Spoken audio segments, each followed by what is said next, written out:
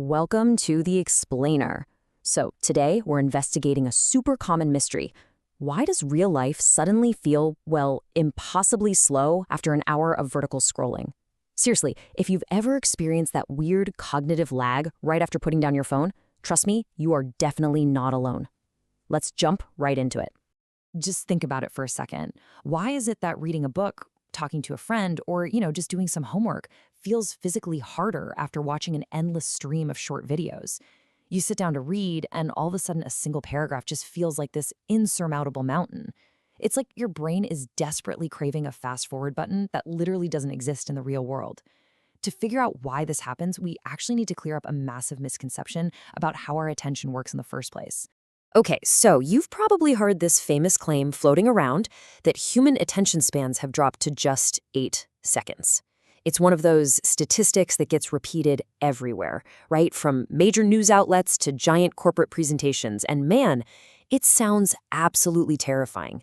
The whole idea that we're fundamentally losing our capacity to just hold a single thought for more than a few seconds. The myth basically says we now have a shorter attention span than a goldfish, which supposedly clocks in at 9 seconds. Well, actually, a University of Glasgow fish expert confirmed this is completely fake science. Yeah, no way.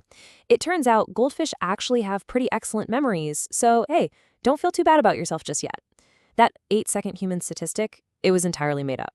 Your underlying attention capacity isn't actually broken, but something much more fascinating is happening to your neural pathways. Section 1. Your brain on short videos. Let's take a look at how this rapid-fire content is actually rewiring your focus. So, when you're consuming these rapid bursts of highly stimulating media, the actual culprit for your brain fog is your prefrontal cortex. See, rapid-fire scrolling forces this specific brain region, which, by the way, is totally responsible for sustained attention and impulse control. It forces it into this state of high-speed filtering. By completely overwhelming this area, you're basically shattering your ability to sustain deep focus on slow-moving physical reality. Your brain is aggressively adapting to process rapid context switches, leaving it totally exhausted when it's suddenly asked to just maintain a single, normal train of thought. And this comparison brilliantly illustrates that cognitive lag we talked about earlier. Think about it. The digital world is insanely fast, super bright, and offers instant rewards. But the real world?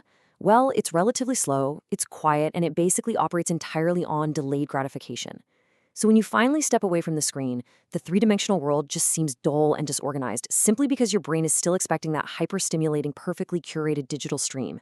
It's exactly like stepping off a high-speed treadmill. Walking on solid ground just suddenly feels incredibly sluggish and weird, right?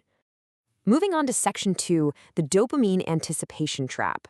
To really understand how we get trapped in this loop, we have to talk about dopamine, which is basically the brain's ultimate seeking chemical. See, scrolling acts exactly like opening a blind box mystery toy. It constantly triggers anticipation dopamine to keep you seeking that next thrill. You swipe because you literally don't know what's coming next. It could be a hilarious joke, a random recipe, or a shocking news clip. This highly variable reward schedule spikes your anticipation dopamine through the roof.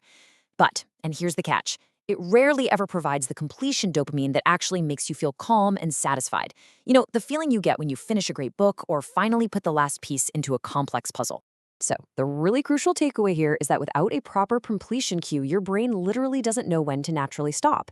Unlike a movie that actually ends or a magazine you finish reading, the infinite scroll keeps your nervous system locked in a state of perpetual anticipation.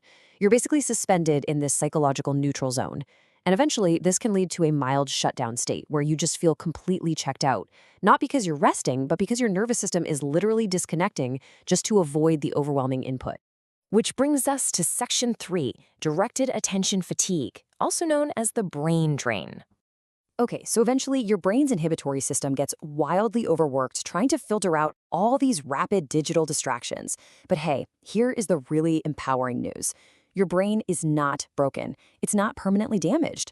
It's just experiencing what scientists call directed attention fatigue.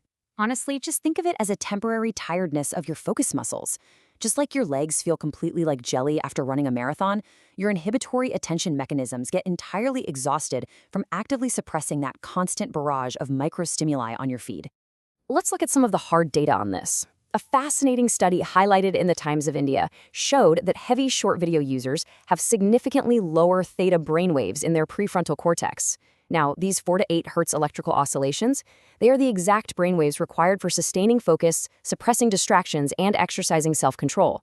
The data makes it super clear. The heavier your use of short videos, the weaker this frontal brain activity actually becomes during real-world tasks that require deep thought. And this data explains exactly why young adults, like 21-year-old Aditya here, report that after consuming a bunch of short content, just reading a few pages of a physical book feels like running a mental marathon. It's exhausting. His brain's theta activity has been temporarily suppressed by the rapid pace of his feed, so the slow, effortful, metabolically expensive task of reading is suddenly forced to compete with a brain that has been heavily conditioned to expect a shiny new reward every 3 seconds. It's no wonder it feels so hard. All right, Section 4, the soft fascination fix and attention restoration. The absolute best antidote to all this attention drain lies in something called attention restoration theory, which was developed by researchers Stephen and Rachel Kaplan. To heal our tired brains, we basically have to trade the hard fascination of bright screens for the soft fascination of nature. Hard fascination forcefully captures our attention and leaves literally zero room for reflection, like a super fast-paced video game or an endless social media feed. But soft fascination, that involves effortless attention on gentle stimuli. Think watching clouds drift by or listening to leaves rustle in the wind. It gently holds your attention, but still allows your mind to rest, wander, and actually recover. According to the Kaplan's research, true cognitive restoration requires 4 key properties. First up is being away, so feeling physically or even just mentally distanced from your daily routine. Second is extent, meaning the setting is rich enough to invite some exploration.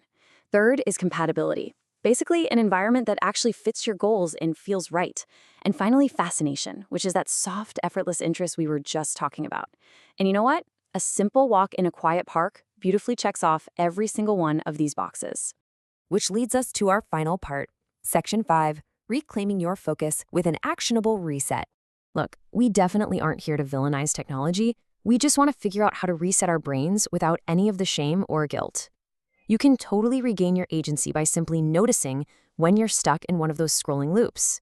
The moment you recognize it, just step away and give your brain at least 30 minutes in nature.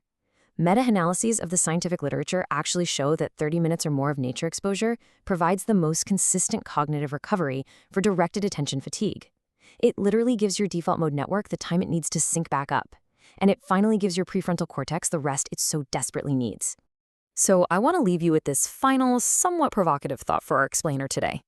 Since your brain's neuroplasticity means it physically wires itself to expect whatever it experiences the most, if you're constantly feeding it 3-second clips, it's going to train for a 3-second world.